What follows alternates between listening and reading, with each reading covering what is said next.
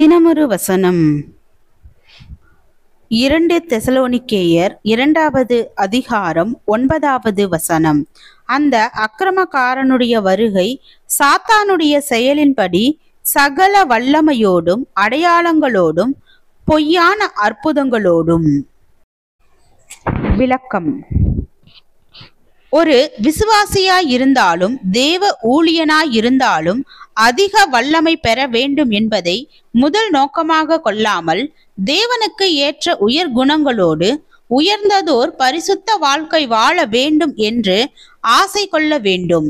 அந்த ஆசை நிறைவேற தேவ உறவையும் ஐக்கியத்தையும் அதிகமாக தேட வேண்டும்.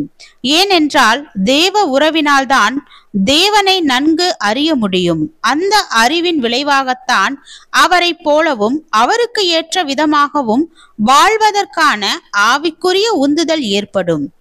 அவர் பரிசுத்தராய் இருப்பது போல நாமும் பரிசுத்தர்களாக மாறுவதே ஆவிக்குரிய வாழ்வின் பிரதான நோக்கமாய் இருக்க வேண்டும். தேவ உறவில் வளர வளர தேவ வல்லமையும் நம்மிடம் பெருக ஆரம்பிக்கும். அந்த தேவ வல்லமை நோய்களை குணமாக்கும் வரம் போன்றது அல்ல. அது முதலாவது நமக்குள் எல்லா தவறான குணாதிசய நோய்களில் இருந்தும் நம்மை குணமாக்கும். தேவ உறவை தேடுவதன் வாயிலாக வெளிப்படும் தேவ வல்லமை பிசாசுகளை துரத்துவது போன்றது அல்ல.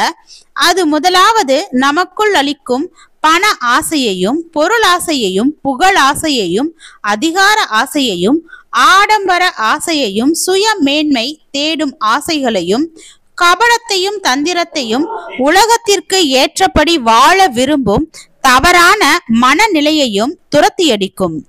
இவற்றின் விளைவாக தேவன் விரும்புகின்ற நல்லவர்களாக நாம் மாறி தேவ சாயலை பிரதிபலிப்போம். பரிசுத்தம் தொடர்பான ஆசைகளுக்கு முதலிடம் தராமல் வல்லமை, அபிஷேகம், அக்னி என்று அதிக ஆர்வம் கொள்கின்றவர்களை சாத்தான் எளிதாக வஞ்சித்து விடுவான். தேவன் விரும்புகின்ற பரிசுத்தமான வாழ்க்கையை விட வல்லமையுடையவர்களாக மாறுவதற்கு அதிக பிரயத்தனம் கொள்ளும் போது அங்கே பிசாசானவன் செயல்பட ஆரம்பித்து விடுவான். அவன் மூலமாகவும் வல்லமை வெளிப்பட முடியும். அவன் மூலமாகவும் அற்புதங்களும் அடையாளங்களும் நடக்க முடியும். அவனுடைய ஆவியினாலும் தீர்க்க தரிசனம் உரைக்க முடியும்.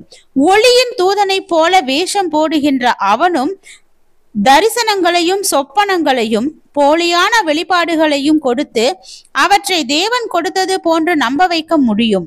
ஆனாலும் அவன் தன்னுடைய வல்லமையினால் யாரையும் உண்மையாளராகவோ உத்தமராகவோ அன்பாளராகவோ பண்பாளராகவோ சுய வெறுப்பாளராகவோ கள்ளங்கபடமற்றவராகவோ தூய மனம் படைத்தவராகவோ மாற்ற முடியாது. ஜெபம். தேவனுக்கு ஸ்தோத்திரம். தேவனே, நாங்கள் எங்களுடைய வாழ்க்கையில் உண்மையுள்ள உத்தமமான தேவனுக்கு சித்தமுள்ள வாழ்க்கையை வாழ கிருபை பாராட்டும். ஆமீன்.